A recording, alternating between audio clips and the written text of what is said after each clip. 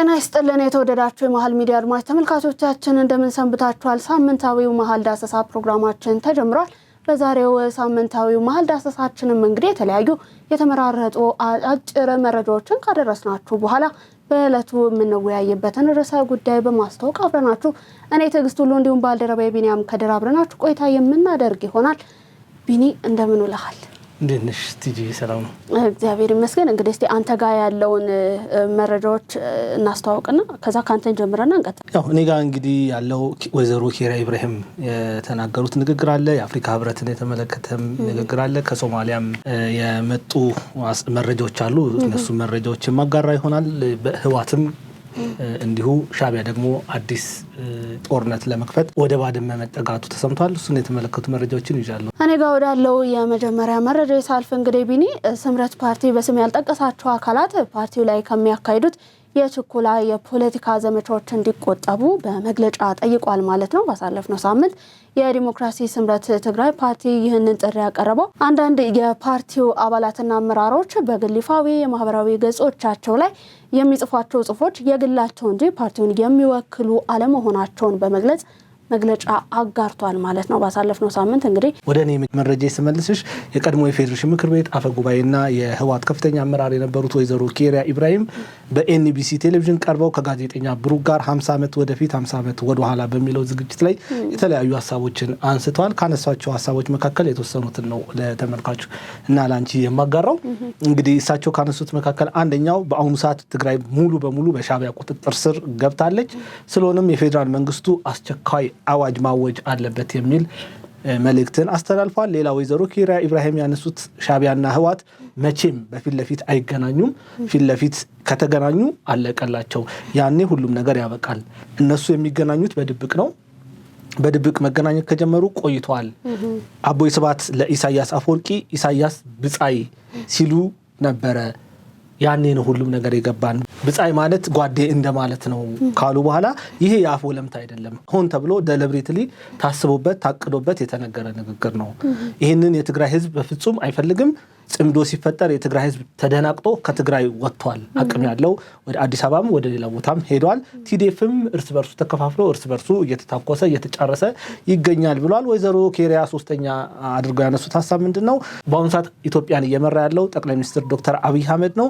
ስለዚህ የህዋትን ጥጋብ አደብ ማስያዝ አለበት ሲሉ ተናግረዋል። ከሳቸው ይሄንን ንግግር መስማት እጅግ ይገርማል። በአንድ ወቅት የህዋት አመራር ከፍተኛ አመራርም ነበሩ ማለት ነው።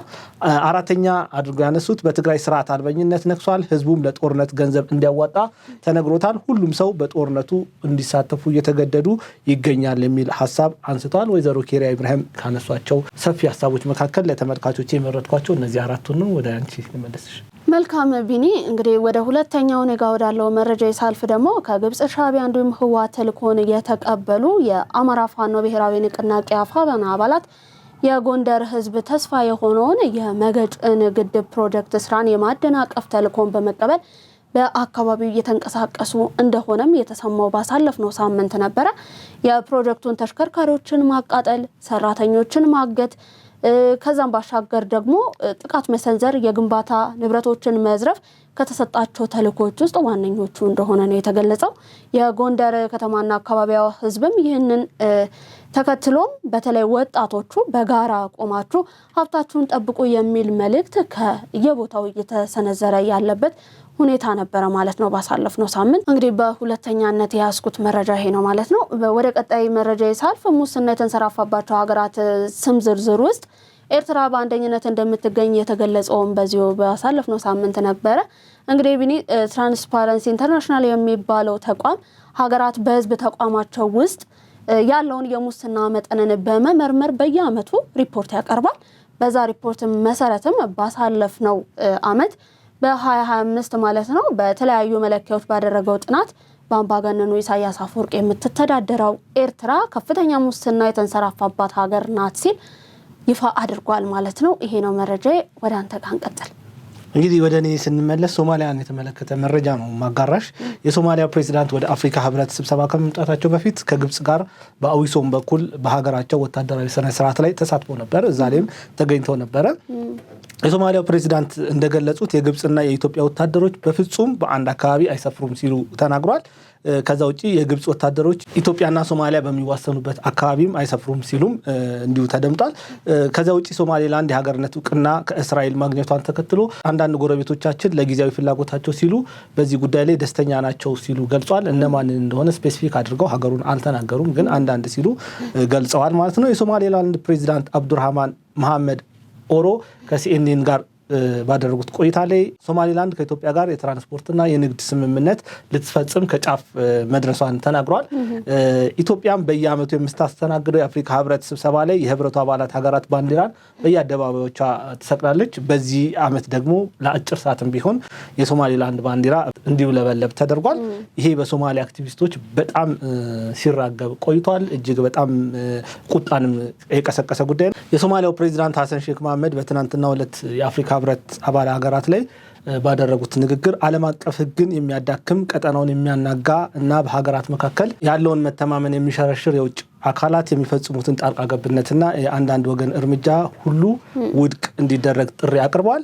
የአንዳንድ ወገን እርምጃ የሚባለው ንግግር ሁሌም የምትጠቀመው ግብጽ ናት። ይህንን ንግግር በተደጋጋሚ ስትናገር የነበረው ግብጽ ኢትዮጵያን ለመክሰስ የምትጠቀምበትም ቃል ነው። ይህንን ቃል የምትጠቀመው በአባይ ወንዝ ላይ የአንድ ወገን ተጠቃሚነት፣ የአንድ ወገን ለብቻ ውሳኝነት፣ የአንድ ወገን የብቻ እርምጃ መቆም አለበት ስትል ግብጽ በተደጋጋሚ ይህንን ነገር ትናገራለች። ምናልባት የሶማሊያው ፕሬዚዳንት ከግብጽ የተዋሱት ቃል ከሆነ አይዶን ነው ከፕሬዚዳንት አብዱል ፈታህ ሲሲ ጋር ግን ዞሮ በአዊሶም በኩል አንድ ላይ ተገናኝተው ቁጭ ብለው አውርተው ከጨረሱ በኋላ ነው ወደ ኢትዮጵያ የመጡት።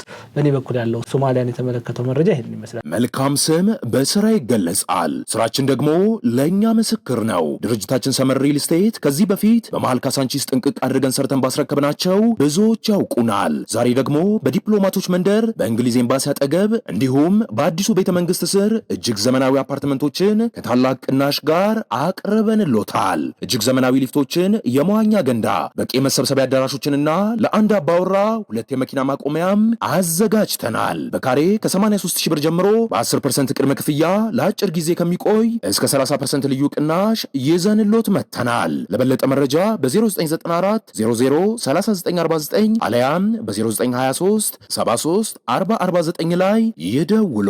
ሰመር ሪል ስቴት።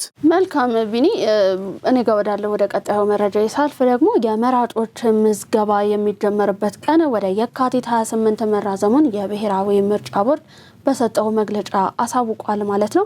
የብሔራዊ ምርጫ ቦርድ ቀደም ብሎ ባወጣው መግለጫ መሰረት የመራጮች ምዝገባ ከየካቲት 7 ቀን 2018 ዓ.ም ጀምሮ እንደሚካሄድ ገልጾ የነበረ ቢሆንም ነገር ግን ባወጣው መግለጫ ድጋሚ ግን ወደ የካቲት 28 ቀን 2018 ዓ.ም መራዘሙን ያሳወቀበት ሁኔታ አለ። ቢኒ ከዛ ባሻገር እንግዲህ ደግሞ ቢኒ የምናገኘው በመጨረሻ ኔጋ ወዳለው መረጃ ሳልፍ በአዲስ አበባ አይጦች እያስገረሙ ይገኛሉ የሚል አንድ መረጃ ወጥቷልና በአዲስ አበባ አይጦች የቲቪ በሽታን በደቂቃዎች ውስጥ እየለዩ መሆኑ የተሰማበት ሳምንት ነበረ። በአለርት ሆስፒታል ነው እንግዲህ በአይጦች የታገዘ የቲቪ ምርመራ አገልግሎት በስፋት እየተሰጠ የሚገኘው። እነዚህ አፖፖ የተሰኘ አይጦች በደቂቃዎች ውስጥ በሽታውን መኖር አለመኖሩን የመለየት አስደናቂ ብቃትን አሳይተዋል ነው የተባለው። በአጉሊ መነጽር እስከ 2 ሰዓት የሚፈጀውን ምርመራ እነዚህ አይጦች በሰከንዶች ውስጥ የመለየት ተግባርን ያከናውናሉ ማለት ነው። እስካሁን በተደረገው ምርመራ ከ170,000 ናሙናዎች ውስጥ 3,000 የሚሆኑ የቲቪ ታማሚዎችን በትክክል ለይተዋል ነው የተባለው። ቢኒ በሽታው ያለበትን ናሙና ሲያገኙ እንግዲህ በመቧጨር ነው ምልክት ይሰጣሉ የተባለው። ከዚህም ባለፈ እንግዲህ ታንዛኒያ የዚህ ቴክኖሎጂ መነሻ ሀገር ስትሆን ሞዛምቢክ፣ ደቡብ ምስራቅ እስያ ደግሞ ቴክኖሎጂውን እየተገበሩ ያሉ ከኢትዮጵያ ባሻገር ማለት ነው ሀገራት መሆናቸው የታወቀበት ሁኔታ አለ። ቢኒ ጥሩ፣ ወደ እኔ የመጨረሻው መረጃ የሶስድሽ ህወሓት የሰሜን እዝን ባጠቃበት ወቅት ጦርነት ለትግራይ ህዝብ ባህላዊ ጭፈራ ነው ሲል በተናገረው ንግግሩ አሁንም ድረስ የሚታወቀው አክቲቪስት አሉላ ሰለሞን አሁን ላይ ጦርነትን እንጠየፍ የሚል ካምፔን ጀምሯል። አሉላ ሰለሞን እንደገለጸው ጦርነትን እንጠየፍ ስል ህወሓቶችን ብቻ ሳይሆን የፌዴራል መንግስት ውስጥም ሆነው ጦርነትን ለማስጀመር እየሞከሩ ያሉ አካላትን ጭምር ነው ሲልም ተናግሯል ማለት ነው።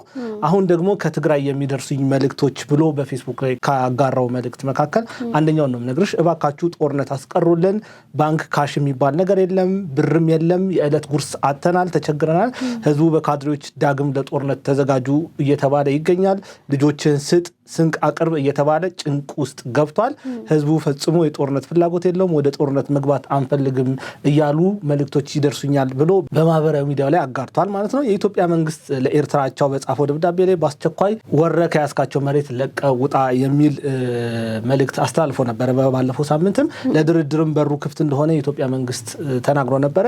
ይሁን እንጂ እነ ጀዋርና ሌሎች ጋዜጠኞች፣ አክቲቪስቶች የጠቅላይ ሚኒስትር ዶክተር አብይ አህመድ መንግስት ኤርትራን ለመውረር ስለፈለገ እንጂ አንድም ቦታ ላይ የኤርትራ ወታደር በኢትዮጵያ ገብቶ የወረረው መሬት የለም፣ በዛ አካባቢ የሚገኙትን ማህበረሰቦች አነጋግረን አጣርተን አውቀናል ሲሉ ገልጸው ነበር ማለት። ይሁን እንጂ እነ ጀዋር የተናገሩት ንግግር ውሸት እንደሆነ ክሪቲካል ትሪቲ የሚባል ድርጅት ባወጣው መረጃ ላይ ለማወቅ ተችሏል ማለት ነው። ይሄ ድርጅት ባወጣው መግለጫ ላይ የሻዕቢያ ወታደሮች ኢትዮጵያ፣ ሱዳንና ኤርትራ በሚዋሰኑበት ወልቃይት በኩል ወታደሮቹን እንዳሰማራ ተገልጿል። ከዛ ውጪ በተጨማሪም በባድመ ግንባርም የኤርትራ ወታደሮች እንደተሰማሩ ገልጿል ማለት ነው። ከዛ ውጪ ከሻዕቢያ ጋር ህብረት ፈጥሮ እየሰራ ያለው ህወሓት ደግሞ በአፋርና በአማራ ክልል አዋሳይ ቦታ ላይ አርሚ 70 የተባለውን ታጣቂ ማስገባታቸውን ይሄ ክሪቲካል ትሪት የተባለው ድርጅት ገልጿል ማለት ነው። የህወሓት አመራሮች ባስተላለፉት መልእክት የትግራይ ሹፌሮችና መኪኖች በአስቸኳይ ጭነት ኖረም አልኖረም ወደ ትግራይ እንዲገቡ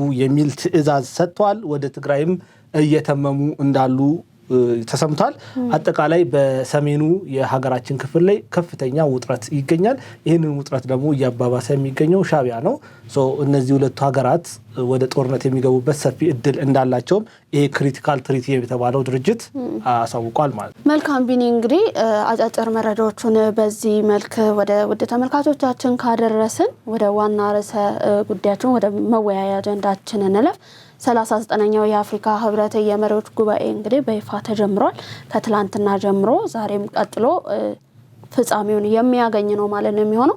39ኛው የአፍሪካ ህብረት የመሪዎች ጉባኤ በይፋ ተጀምሯል። በጉባኤው መክፈቻ ላይ የአፍሪካ ህብረት ኮሚሽን ሊቀመንበር መሐመድ አሊ ዩሱፍ፣ ጠቅላይ ሚኒስትር ዶክተር አብይ አህመድ እንዲሁም ደግሞ የጣሊያን ጠቅላይ ሚኒስትር ጆርጂያ ሜሎኒ፣ የተባበሩት መንግስታት ድርጅት ዋና ጸሐፊ አንቶኒዮ ጉተሬዝ፣ የአፍሪካ ሀገራት መሪዎችን ጨምሮ ሌሎች በርካታ ጥሪ የተደረገላቸው እንግዶች እንደታደሙ ነው የወጡ መረጃዎች የሚያሳዩት።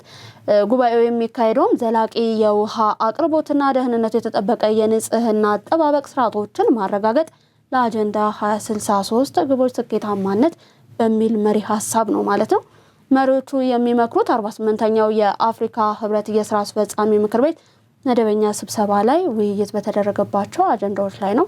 ይህ 39ኛው የአፍሪካ ህብረት የመሪዎች ጉባኤ ከመካሄዱ አንድ ቀን በፊት በተካሄዱት ስብሰባ አጀንዳዎች ላይ ማለት ነው። የውሃ ደህንነትና ንጽህና አጠባበቅ አጀንዳ 2063 ትግበራንና አህጉርን ትስስር፣ ማህበራዊ እንዲሁም ኢኮኖሚያዊ ልማት፣ የሰው ኃይል ልማት፣ ተቋማዊ እንዲሁም የፋይናንስ ሪፎርሞች ላይ ቀጠናዊ አጋርነትና አፍሪካ በዓለም መድረክ ላይ ያላትን ሚና ከአጀንዳዎቹ መካከል እንደሚጠቀሱ የሚወጡ መረጃዎች ያሳያሉ። ቢኒ፣ በዚህ በተመለከተም ብሩንዲ የ2026 የአፍሪካ ህብረት ሊቀመንበርነትን ከአንጎላ በይፋ ተረክባለች። በትላንትናው ዕለት በመክፈቻው ቀን ማለት ነው። በጉባኤው መክፈቻ መርሃ ግብር ላይ የወቅቱ የህብረቱ ሊቀመንበር አንጎላ ለብሩንዲ ሊቀመንበርነቷን በይፋ ማስረከቧ ነው የታወቀው። በዚህም የቡሩንዲው ፕሬዝዳንት ኢቫሪስቴ ኒዳሽሜ በ2026 የአፍሪካ ህብረትን በሊቀመንበርነት ይመራሉ ማለት ነው። እንደሚታወቀው የ2025 የአፍሪካ ህብረት ሊቀመንበር የነበሩት የአንጎላው ፕሬዝዳንት ጆኦሎ ሎሬንዞ መሆናቸው ይታወቃል። ቢኒ፣ ጠቅላይ ሚኒስትር ዶክተር አብይ አህመድም እንግዲህ በዚሁ ስብሰባ ላይ እየተካሄደ በሚገኘው 39ኛው የአፍሪካ ህብረት መሪዎች ስብሰባ ላይ ባደረጉት ንግግር ኢትዮጵያ በሰላማዊ አማራጮች አስተማማኝ የባህር በር ተደራሽነትን ማረጋገጥ መሰረታዊና የማይታለፍ ጉዳይ መሆኑን በጽኑ ገልጸዋል። በትላንትናው ዕለት በመክፈቻው መርሃ ግብር ማለት ነው። እንደ ኢትዮጵያ ያለ ከፍተኛ የህዝብ ቁጥር ያላት ሀገር ከዓለም ጋር የምትገናኝባቸው አማራጮች መስፋት ለቀጣይ እድገቷ ወሳኝ መሆኑንም አጽንኦት ሰጥተው የተናገሩበት ሁኔታ አለ። ሀገሪቱ የምትመኘውን ብልጽግናውን ለማድረግ በአየር መንገድ በቴሌኮምና ሀገሪቱ የምትመኘውን ብልጽግናውን ለማድረግ እንግዲህ በአየር መንገድ በቴሌኮምና በመንገድ ልማት ዘርፎች ግዙፍ መሰረተ ልማቶችን እየገነባች መሆኑን ነው የጠቀሱት ጠቅላይ ሚኒስትሩ። ከዛ ባሻገር እነዚህ መሰረተ ልማቶች ግን ውጤታማ እንዲሆኑ ግን አስተማማኝ የሆነ የባህር በር ማግኘት ለሀገሪቱ ሕልውና ወሳኝ መሆኑን ነው ያስገነዘቡት። እንግዲህ የ39ኛው የአፍሪካ ህብረት የመሪዎች ጉባኤ እኔ ጋር ያለው ይሄ ነው። እመለሳለሁ ቢኒ አንተ ጋር ወዳለው ልምጣና ከዛ እንቀጥላለን። በአፍሪካ ህብረት የመሪዎች ጉባኤ ላይ እንግዲህ የተለያዩ መሪዎች ንግግር አድርገዋል። ከነዛ ንግግሮች መካከል የተወሰኑትን ነው እኔ ለማንሳት የምሞክረው። እንግዲህ የጣሊያኗ ጠቅላይ ሚኒስትር ጆርጂያ ሜሎኒ የተናገሩት ንግግር አለ።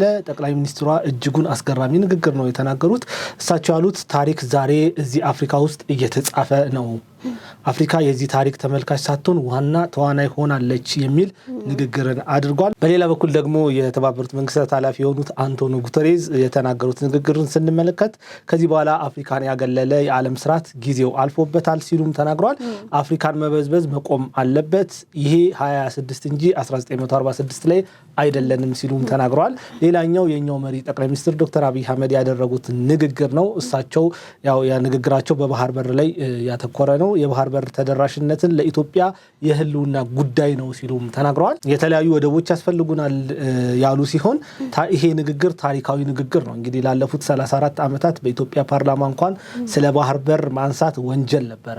ምናልባት የት እንደገባሽ ሳታውቂ በዛው እስከ መጨረሻው ልትገደይበት የምትችው ንግግር ነው ይሄ ንግግር ማለት ነው። ዛሬ ግን በኩራት በድፍረት አንገትን ቀና ተደርጎ በኢትዮጵያ አይደለም በ55 የአፍሪካ ሀገራት ህብረት አዳራሽ ውስጥ ተነግሯል ማለት ነው። ዛሬ ስለ ባህር በር መናገር የሚያኮራ እንጂ አንገትን የማያስደፋ ወቅት ላይ ደርሰናል። ጠቅላይ ሚኒስትር ዶክተር አብይ አህመድ የህልውና ጉዳይ እንጂ የቅንጦት ጉዳይ እንዳልሆነ ስለ ወደብ አስረግጠው ለሁሉም የአፍሪካ መሪዎች ተናግረዋል። የተለያዩ ወደቦችም ያስፈልጉናል ሲሉ ተናግረዋል። ከዚህ በፊት ወደብ ሸቀጥ ነው ሲባል የነበረበት ወቅት ነበረ። ሸቀጥ ሳይሆን ይሄ የመኖርና አለመኖር ጉዳይ እንደሆነ በደንብ አጽንኦት ተሰጥቶ የተነገረበት ጉዳይ ነው። እንግዲህ ከዚህ በፊት የኢትዮጵያ ፕሬዚዳንት አምባሳደር ታዬ አጽቀሥላሴ በተባበሩት መንግስታት ድርጅት ስብሰባ ላይም ይህንኑ ጉዳይ አንስተው ለመላው ዓለም የኢትዮጵያ ያላትን የባህር በር ፍላጎት ለዓለም አቀፉ ማህበረሰብ አሳውቀው ነበር። አሁን ደግሞ ለአፍሪካ አጽንኦት ተሰጥቶ በጠቅላይ ሚኒስትሩ በኩል ተነግሯል ማለት ነው። ሌላ ንግግር ያደረጉት እንግዲህ የአፍሪካ ህብረት ኮሚሽን ሊቀመንበር የሆኑት መሐመድ አሊ የሱፍ ናቸው። እኛ አፍሪካውያን ካሁን በኋላ በመሰረተ ልማት ተሳስረን ኢኮኖሚያችንን ማሳደግ እንጂ በውሃ ምክንያት መጋጨት የለብንም ሲሉ ተደምጧል። እንግዲህ በዋናነት በውሃ ምክንያት እየተጋጩ ያሉት ኢትዮጵያና ግብጽ፣ ኢትዮጵያና ኤርትራ እንደሆኑም ይታወቃል። ሶማሌም እዚህ ውስጥ አለችበት። ይሄ ንግግራቸው የኢትዮጵያ ፖለቲካ ምን ያህል በአፍሪካ ላይ ተጽዕኖ ማሳደር እንደሚችል ማሳያ አድርጌ ወስጄዋለሁ። በእኔ በኩል የነበረው የዛሬ ሚዲያ ዳሰሳ አጀንዳ ይሄንን ይመስላል። ወደ አንቺ ልመልስሽ። ቢኒ እንግዲህ በዋነኛነት በሌላ በመልኩ ደግሞ ጠቅላይ ሚኒስትር ዶክተር አብይ አህመድ በውይይቱ ላይ ያነሱት ምንድነው በፐልስ ኦፍ አፍሪካ ሚዲያ ኢኒሼቲቭ የአፍሪካን ድምጽ በማጉላት የራሷ ትርክት ባለቤት እንድትሆን እየሰራን ነው ሲሉ የተናገሩበት ሁኔታም አለ። ጠቅላይ ሚኒስትር ዶክተር አብይ አህመድ ትላንትና በተደረገው በጉባኤው መክፈቻ ባደረጉት ንግግር ሉዓላዊነት ማለት እንደ ፐልስ ኦፍ አፍሪካ ባሉ ኢኒሼቲቮች አፍሪካን የራሷ ትርክት ባለቤት ማድረግ ነው ሲሉ የተናገሩበት ሁኔታም አለ። በሌላ መልኩም እንግዲህ ኢትዮጵያ ከቀጠናው ባለፈ ለአፍሪካ ሀገራት የኤሌክትሪክ ኃይል በማቅረብ የአፍሪካን የጋራ ብልጽግና ለማረጋገጥ እየሰራች መሆኑን የኢፌዴሪ ጠቅላይ ሚኒስትር አብይ አህመድ የገለጹበት ሁኔታ አለ። ከዛ ባለፈም ጠቅላይ ሚኒስትር ዶክተር አብይ አህመድ ለአፍሪካ ህብረት ስብሰባ አዲስ አበባ ከሚገኙት የተባበሩት መንግስታት ድርጅት ዋና ጸሐፊ አንቶኒዮ ጉተሬዝ በትላንትናው ዕለት በነበረው የመክፈቻ ቀን ጠቅላይ ሚኒስትሩ ስለ ውይይታቸው ባጋሩት መልእክት የተናገሩበት ሁኔታ አለ። ቅድሚያ በሚሰጥባቸው ጉዳዮች ዙሪያ መወያየታቸውን ከመናገር ባለፈ ግን ሌላ ዝርዝር ሀሳብን አልተናገሩም። ነገር ግን ጉዳዩን በአንክሮ የሚከታተሉ ወገኖች የሁለቱ መሪዎች ውይይት የኢትዮ ኤርትራ ሰሞነኛ ውጥረት ሊሆን እንደሚችል ገምተዋል ማለት ነው። በተለይም ኢትዮጵያ ለተባበሩት መንግስታት ድርጅት ኤርትራን በተመለከተ 2 ጊዜ ደብዳቤዎችን የጻፈችበት ሁኔታ ነበረ። ነገር ግን የተባበሩት መንግስታት ድርጅት ለደብዳቤዎቹ ምላሽን አልሰጠም ነበር። በዚህ ውይይት ምናልባት የዚህ ደብዳቤ ጉዳይ ተነስቶ ሊሆን እንደሚችልም ይገመታል ማለት ነው። በተያያዘ አፍሪካ በጸጥታው ምክር ቤት ቋሚ መቀመጫ ሊኖራት ይገባል ቅድም አንተ እንደገለጽከው ማለት ነው ይህ 2026 እንጂ 1946 አይደለም ሲሉ አንቶኒዮ ጉተሬዝ ተናግረዋል ማለት ነው። የተባበሩት መንግስታት ድርጅት ዋና ጸሐፊ አንቶኒዮ ጉተሬዝ በ39ኛው የአፍሪካ ህብረት የመሪዎች ጉባኤ ላይ ባደረጉት ንግግር አፍሪካ በተባበሩት መንግስታት ውስጥ በሁሉም እንቅስቃሴዎች ቀዳሚ ተሳታፊ እንደምትሆን የተናገሩበት ሁኔታ አለ። ዋና ጸሐፊው ታዲያ በ39ኛው የአፍሪካ ህብረት የመሪዎች ጉባኤ ላይ ባደረጉት ንግግርም እስከ ስልጣን ዘመን የመጨረሻ ድረስ አፍሪካ በተባበሩት መንግስታት ድርጅት ውስጥ ያላትን ሚና ከቀዳሚዎቹ ተርታ እንዲሰለፍ በሁለቱ ተቋማት መካከል ያለውን አጋርነት ከምን ጊዜውም በላይ አጠናክረው እንደሚቀጥሉ ለመስራትም ቃል የገቡበት ሁኔታ አለ። ያንን ሲሉ የገለጹበት ሁኔታ ነበረ ማለት ነው። በትላንትናው የስብሰባ ውሏቸው ቢኒ ስብሰባው ዛሬም ቀጥሎ በመካሄድ በተለያዩ ጉዳዮች ላይ ውሳኔን በማሳለፍ ዛሬ መጠናቀቂያው የሚያደርግ ይሆናል ማለት ነው። ቢኒ ለዛሬ የነበረን እንግዲህ መወያያ ርዕሰ ጉዳያችን ትኩረቱን በ39ኛው የአፍሪካ ህብረት የመሪዎች ጉባኤ ላይ አድርጓል። እኔ ጋም ያለኝ መረጃ ጨርሻለሁ። ወደ ስንብት እንሂድ። ከስንብት በፊት ግን አንተ የከልተሽ በዚህ ስብሰባ አማካኝነት መንገዶች ይዘጋሉና ማህበረሰቡ ምን ያህል ተባባሪና ቅን እንደሆነ ለማየት የቻለበት ስለሆነ አዎ ለማህበረሰቡ እንደው በጣም ትልቅ ምስጋና ይገባዋል። በእግር በጣም ብዙ ኪሎ ሜትሮችን መንገድ በጣም ክራውድድ በመሆኑ የተለያዩ ሶሻል ሚዲያ ፕላትፎርሞች ላይ ያየንበት ሁኔታ አለ። ውድ ተመልካቾቻችንን በእርግጠኝነት አይተውት ነው የሚሆነው። እኛ ከትዝብታችን እናጋራቸው ብለን ነው እንጂ ምስጋና ሊቸረው የሚገባ ህዝብ ነው ማለት ነው። ያው ስብሰባው ከመጀመሩ በፊት ግን ተባባሪ እንዲሆን የተሰጠበት በመልእክት ሲተላለፍ የተነገረበት ሁኔታ አለ። ግን ደግሞ ከዛ ባሻገር ሰው ተባባሪነቱን በተግባር አሳይቷልና እኛም በመሃል ሚዲያ የዳሰሳ ፕሮግራማችን ስም ምስጋናን እንቸራለን ማለት ነው። አሁን ወደ መሰነባበቱ እንደው እኔ አንድ ነገር ማለት ፈልገው ምንድነው ማህበረሰቡ እጅግ በጣም እንግዳ አክባሪ ነው ሲባል ፕሮፐርሊ ያየነበት ጉዳይ ነው። በእግራቸው ረጅም መንገድ ነው የሚሄዱት። መንገዶች በጣም ይዘጋጋሉ። አንዳንዴ ያው ከጥበቃ አንፃር መዋከቦች አሉ። ወደዛ ሂድ ወደዚህ መባል አለ። ግን ያ ራሱ ሳያሰለቻቸው ምንም ሀገራቸው ላይ ሳያጉረመርሙ መሪያቸው ላይ የሆነ ነገር ሳይሉ ሁሉን ነገር በፈቃደኝነት ለማድረግ መሞከራቸው ለኢትዮጵያ ያላቸውን ክብር ነው የሚያሳየው። ማህበረሰቡ የጠቅላይ ሚኒስትሩንም ሆነ የክብር ከንቲባ አዳነች መልእክትን ፕሮፐርሊ ተቀብሎ እየፈጸመ ነውና ጠቅላይ ሚኒስትሩ በዚህ አጋጣሚ የኢትዮጵያን ሕዝብ ማመስገን አለባቸው አስባለሁ። አዎ ጠቅላይ ሚኒስትሩ ወጥተውም ቴንኪው እንደሚሉ አስባለሁ። አዎ እኛም ቴንኪው ብለናል፣ ለራሳችንም ቴንኪው። አዎ እኛም አንደኛው መንገድ ከሚዘጋብን ሰዎች መካከል አንደኛው እኛ ነን። ዞሮ ዞሮ ይሄ የሀገር ጉዳይ ነው፣ የሚቀለድበት ጉዳይ አይደለም። ላለፉት በርካታ ዓመታት ኢትዮጵያ አፍሪካን አዋልዳለች። ይሄ ምንም ማለት አይደለም። ለአንድ ቀን ለሁለት ቀን ለሶስት ቀን የሚሆን ነገር ነውና ከዚህ በላይ ቢደረግ ምንም ማለት አይደለም። ጀስት ግን ያው ትኩረት እንዲሰጠው ነው ይሄንን ያነሳ ነው። የኢትዮጵያ ሕዝብ በመሃል ሚዲያ ስም እኛም እናመሰግናለን። አዎ እንግዲህ የተወደዳችሁ የመሃል ሚዲያ አድማጭ ተመልካቾቻችን ለዛሬ የነበረን መሃል ዳሰሳችን እስካሁን የተመለከታችሁትን ይመስል ነበር። እኔ ትዕግስት ሁሉ እንዲሁም ባልደረባዬ ቢኒያም ከደር አብረናችሁ ቆይታ አደረግን። ሳምንት በተመሳሳይ ሰዓት በሌላ ርዕሰ ጉዳይ እስከምንገናኝ ድረስ ቸር ቆዩልን።